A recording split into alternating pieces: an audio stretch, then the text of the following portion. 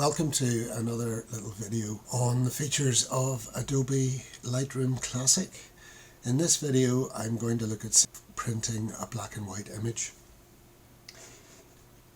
So we'll go into Lightroom here, and this is an image I was working on earlier today, and it's all processed up as I would like it, and we're going to then look at printing that to an Epson P600 printer. The basics here are the same for whatever printer you're using. So the first thing I want to do is I want to make sure that the image is going to look on print as it does on the screen. So if I go into the Develop module, I can use a feature here called soft proofing. And basically what that does is it brings up a white background emulating paper. It gives me another control box here. Now for black and white printing, really this isn't as crucial as it is for colour, but it's something that it's worth just checking just in case. It's always worth going through these different stages to make sure that you don't waste paper and ink. So you can see here I've got simulate paper and ink checked. You see how that changes to slightly blue coloration for the ICC profile that I'm using for my printer and the paper that I'm going to be using. I've got a number of papers pre-installed, and you can get these ICC profiles from the printer manufacturers. Again, not so crucial for black and white printing, so we'll not dwell on that too much. I'm going to use this paper. It's a nice paper, it works for most things, and quite happy with what I'm seeing here. So next step is to go into the print module itself.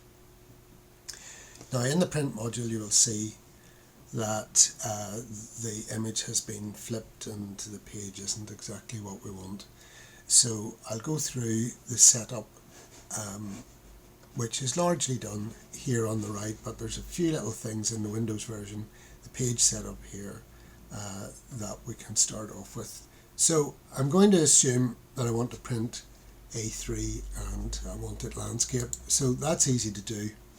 In the page setup, there's the printer properties, and here I have the page sizes, so the paper sizes. So I'll pick A3 and landscape, click OK, and hey presto, we're in the right orientation, and there is the image on the page. So a couple of things here that we can play around with. Well, we're doing single image. I'm not going to go into picture packages or custom packages. We're just doing single image printing.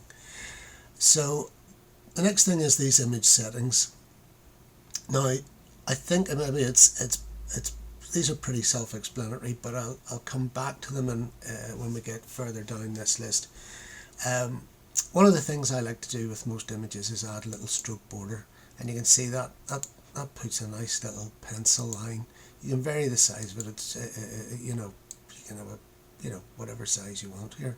So I usually leave it around about 0.6 or so, depending on the size of the image. Well, let's leave it at there's 0.6. So a little fine line. Not so crucial in this image where the edges are dark, but it's I find it a nice little feature. But it's a matter of taste. Take it off if you don't like it.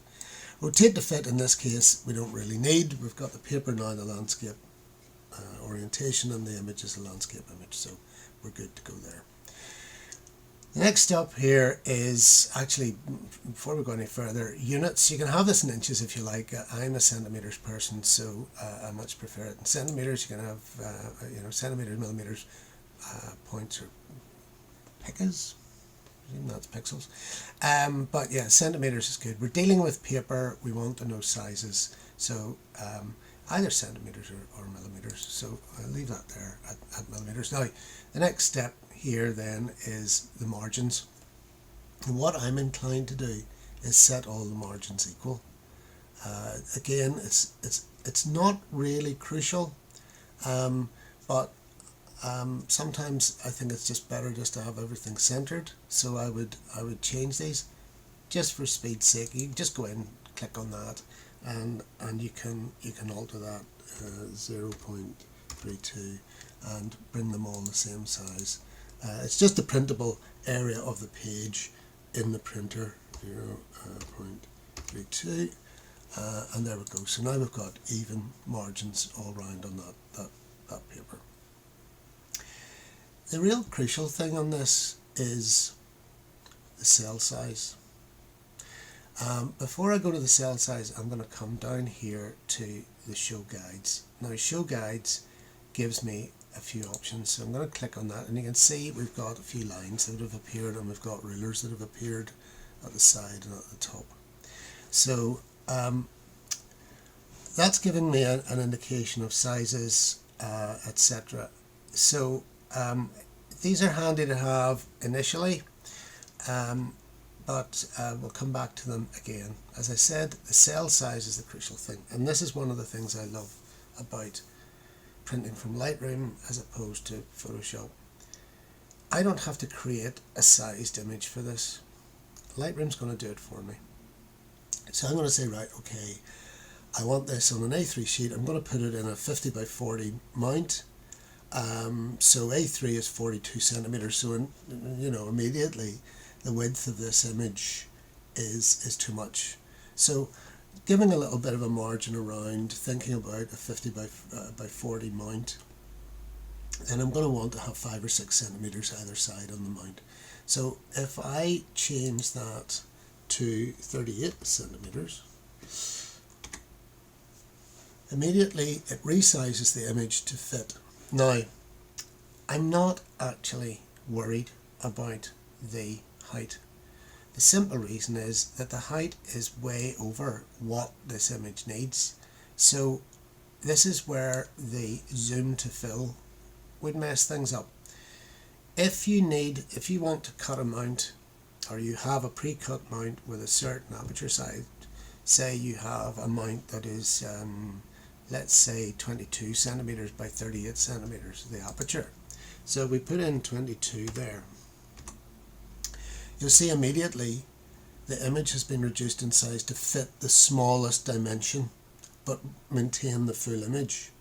Now if it's the type of image that will withstand further cropping and not destroy the composition, then if you click on the zoom to fill, the image will fill out the full size of this cell that the image is being placed in for printing. So if we take that off again, so what we're doing is losing a little bit of the top and bottom so that we've stretched the image out to the sides. Now it's fine with that image, and we could go for that if we wanted to, but if I'm really concerned and I'm going to be cutting a bespoke mount for this, I want the full image as I've cropped it on the screen. So I would take that off, and I would increase that so that what I get is I'm getting my 38 centimeters in the long edge. That's what I'm wanting. So you can work with that to suit your image and change that. I tend to work with the long edge, decide what the long edge is going to be, and then let the short edge sort itself out. And at this point I can take the guides, because they don't get printed. So there's what my page is going to look like when it's printed, and that will fit nicely in a 50 by 40 mount with a 38 centimeter long edge image. So that is basically the resizing, except for one little detail. Alright, and that little detail is down here. The default setting for print resolution comes up with this little checkbox checked at 240 ppi. Now over the years, many years ago, I found that this was giving me some issues with problems with the printing, with the edges and things. So I just unclick that, and I let the software and the printer dynamically decide the resolution that it's going to print at. It can work it out. There's no need to get overly complicated about this. 240 ppi is a little bit coarse. I just take that off. Print sharpening again is the next one, and so I will usually put that at standard. And then the media type, we've only two choices here. It's either matte paper or glossy paper. So matte paper is matte paper, and anything else then, lusters, satins, anything with a slightly shiny surface, anything other than a really matte art paper, you're going to go with glossy. Not so crucial, there's other things that we're going to deal with. The next thing is colour management, and the point about this is not a colour image, it is a black and white image. And with a printer like the Epson, I've got three, well, black inks. Yes, I've got photo black, light black and light black. So I've got basically photo black, grey and light grey. And the printer will use those, and the lovely thing about that is that I get a really nice black tone without any colour cast. The printer is not using coloured inks, or at least not in any amount that it's going to give this image a colour cast in the final print. And that's one of the reasons for printing with colour management turned off, is to avoid getting a colour cast, and I think this is where a lot of people go wrong. So basically that's all the settings that we need to set, and that is how we are going to print the image. Now there's a couple of other little things that you can do. If you want to transfer this on to another over to another printer or send it out somewhere and you want it done like this, actually you see here where it says print to printer, you can actually output that as a JPEG, and you know, that can be useful if you're doing something like, say, a triptych, or if you've set up one of these different groupings that we saw at the top. Let's just leave that back on printer. You know, if you're using a picture package, and you can save it then, and what it does, it saves the whole thing as a JPEG image at A3 size. So it can actually be quite useful for certain things. In this case, we're not going down that road. Just going to print this as it is. So the next step is to go back into the printer dialog. So the printer dialog comes up, and this will be different for different printers, but with my printers here selected, I have a couple of other little printers, and there's a few other software things here, but we're going with Epson and then into printer properties. So we have to go down through these. So the media type, well, that paper that I have selected actually is under photo papers, and the advice is to use either luster or semi-gloss settings for that. So we'll use the luster setting. We don't want colour, we want to go into advanced black and white, because what we're going to do is let the printer driver run the printing. I can go out into this now. Colour toning, neutral, which is what I desire to get a nice rich black and white image. The default for some reason comes up as darker. I find that can be a bit muddy for my taste, so I tend to change that to normal. But I'm going to do another little video to show you how you can select the best settings for your tastes with black and white printing by doing test strips, and that can be very easily done in Lightroom. You can do it in Photoshop, you can set up a template and drag and drop images in, but I just like to work from Lightroom. It's what I know, so I'll do a little video on how you can do that very, very simply in Lightroom. But I'm going to set that to normal, click OK on that. That brings me back here, and quality options is the image size. I don't tend to vary that. That is, at this size, is giving me perfectly lovely quality images. So leave that. Edge smoothing, I'm not really find that to be useful. I'm not using a low resolution image, so I'm going to leave that. High speed, yes, okay there, and then we're nearly ready to go. The final thing that I like to do is print preview, and the reason for that is it's just another chance to say, okay, have I done everything? Have I got the right paper? Have I set up the sharpening? Actually, just one other little thing to talk about sharpening. As part of the processing, you should have or will have added some sharpening. I would always say don't be heavy-handed with the sharpening. But this in Lightroom Print module is what's referred to as output sharpening. And again, the software will apply an appropriate level of sharpening for the size of imaging paper that is being used. So again, it's something that the software does, and it does it really, really well. So again, just set that at standard, and I've found it over 10, 12 years of using Epson printers, it does the job for me.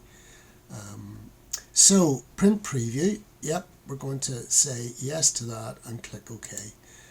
And back to this, all settings are good. Now, it may well be that I'm going to use this again. So I can print OK now, and it will go to printer, and we'll just do that and we'll go on there. But there's one other thing then I want to show you. So OK on that, and oh, my printer's turned off. Okay, turn the printer on, Paul.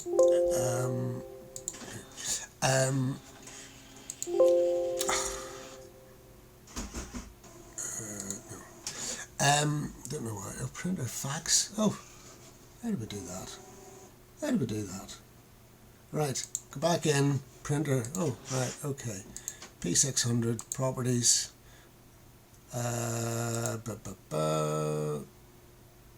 Luster. Advanced black and white. Advanced. Normal. Okay. Print preview. Okay. And yeah, I must have moved the mouse or something, and OK there. And the reason I do the print preview is it gives me this, and it's just another chance to think about, have I got everything right? Is the paper the right way around? To my shame, I have printed on the wrong side of the paper more than once, not necessarily more than twice, but certainly more than once. And it just gives you a chance to check those things before hitting the print button and committing yourself to using the most expensive fluid on the planet with some of the most expensive paper on the planet. So at this point you can go ahead and press print, and it will output to the printer. I'm not going to do that. I'm going to cancel. Because what I'm going to do here, because I like all these settings, I'm going to use these settings again.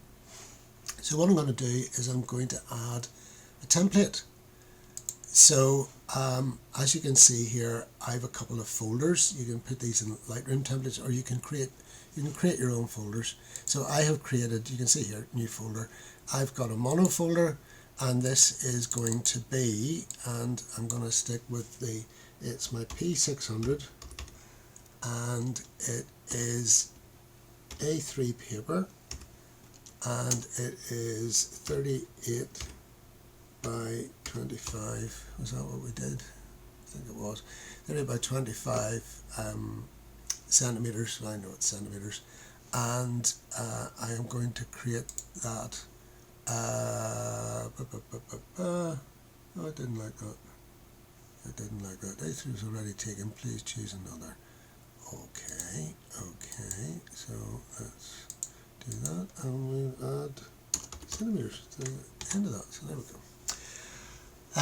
So I've now got that as a preset, and when I click on that, it will bring up everything: the page size, the page setup, all the printer setting, all the print settings in Lightroom, and also the printer settings, that it's black and white and it's luster paper, etc., etc. And we're ready to go. If you want to do more than one print, then you can hit print, and because we have told it do a print preview, it will always come up with a print preview. And I just think it's one of those, belt and braces things to make sure you've got everything set okay, everything's right, and you can then go ahead and print. But I'm just going to cancel that. So there you go. That is a setup for monoprinting in Adobe Lightroom, and that is us done. So I will see you in the next video, where I will show you how to do a test strip if you're not happy with what you're getting with the default settings, and how you can work out what is the best settings for your printer. Largely I find you don't need to change, unless you change the ink, or not even the paper so much, but certainly if you change inks over to away from the manufacturer's own inks over to some third-party inks, whatever, it's necessary to do that sort of thing.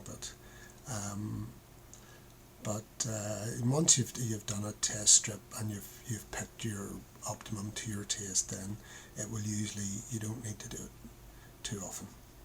Okay, see you in the next video. Hope you enjoyed that.